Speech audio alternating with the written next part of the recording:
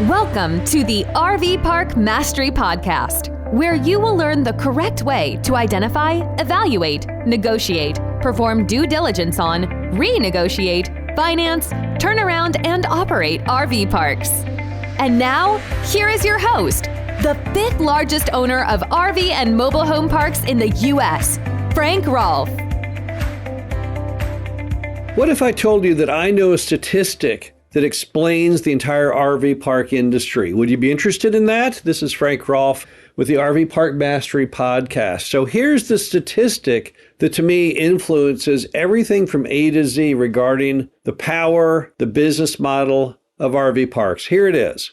There's about 300 million Americans, and 240 million of those Americans live on only 3% of the land mass of our country, while 60 million live in the other 97%. So think of that on a map of density.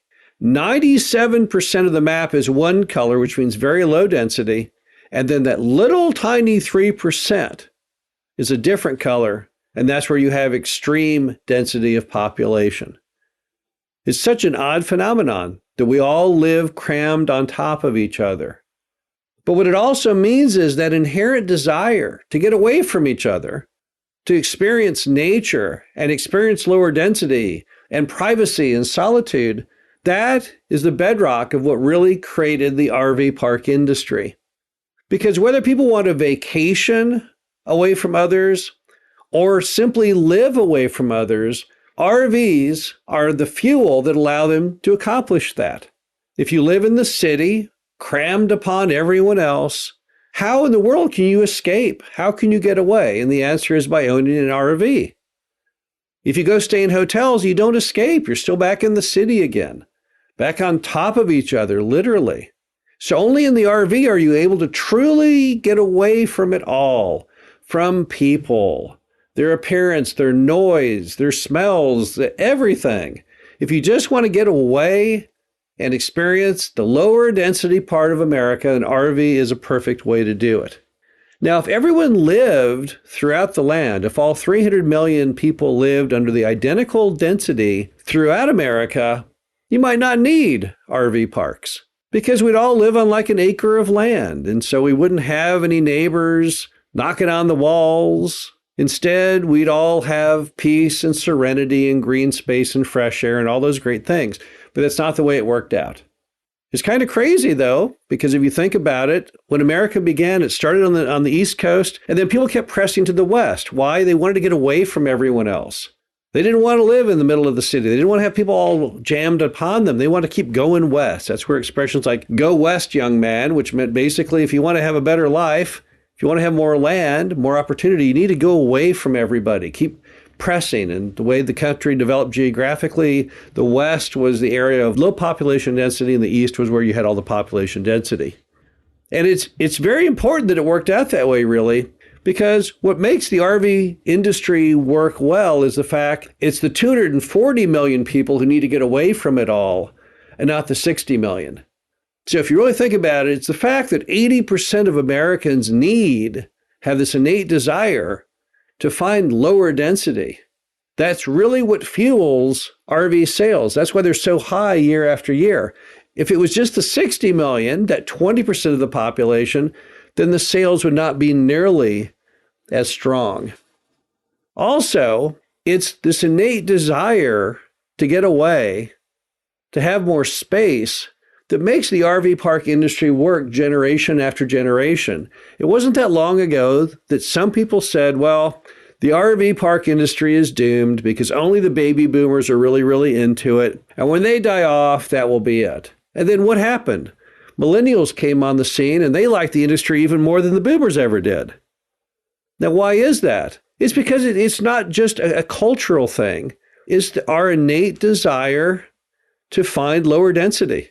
For those 240 million people crammed upon each other in the city who all want to get away, it doesn't matter what age group you're in. It doesn't matter whether you're a boomer or a millennial or Generation X or Generation Z or whatever they call the generations to come into the future. It's simply the fact that we all like to have some peace and serenity away from others. And that will never, ever change. That force will continue on absolutely forever. Another fact is that the RV park industry, because of this issue with population, it is not a fad. It's a permanent foundation of U.S. society because that's never going to change. You're never going to have those 240 million people who live in the city leave the city. They want to be near their jobs. They want to be near healthcare and shopping. And even though they may say, well, gosh darn it, I really like to have a little more privacy, they're not going to do it. They simply are not going to pick up and move. Our country's map will look the same 100 years from now. You'll have, at that point, probably 400 million people living in 3% of the land mass. And then the bulk of the tiny minority left over, they will live in that 97%. I don't see that ever really changing. Look how many centuries America's been, and that's the way it ended up. I just don't see that number flip-flopping. So this force will always, always be there. Also, the fact that the industry is based in rural America, that's where you find most of the RV parks. Sure, there are some that are in cities, but by far the bulk are in that 97% of the landmass. And because of that, you have attractive financing programs through groups like the U.S. Department of Agriculture. It always blows people's minds when I say, oh yeah, there's really good financing available from the USDA. People think, how in the world would the USDA be involved in the RV park industry? But the simple fact is the USDA is devoted to trying to enhance rural America.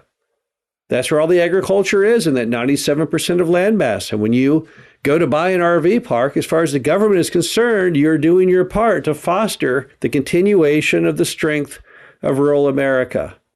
USDA loans often are 30 years in length at a fixed rate, phenomenally attractive to RV park buyers.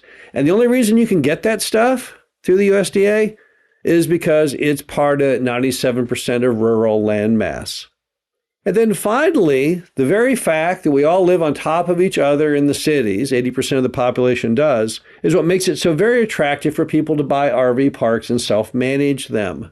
Because who wouldn't want to get away from the urban blight and all of that high level of densities and everything that goes with it? Many people find one of the big advantages to the quality of their life in buying the RV park is when they self-manage and live in or near the RV park as part of the deal. Many RV park owners have, with the deal, fairly nice homes, typically inside the RV park or right next to it. And they do that because they love that quality of life. The largest RV park in the United States, down in Myrtle Beach, South Carolina. The owners of that RV park, which is vast, thousands and thousands of lots, they live inside the RV park. Why? Because they like it. They like living in a rural area of Myrtle Beach, South Carolina.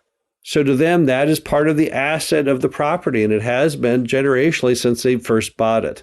The bottom line is it's a very powerful fact that 240 million Americans, 80% of our total population, live on 3% of the total land, while roughly 20% or 60 million live on the other 97%.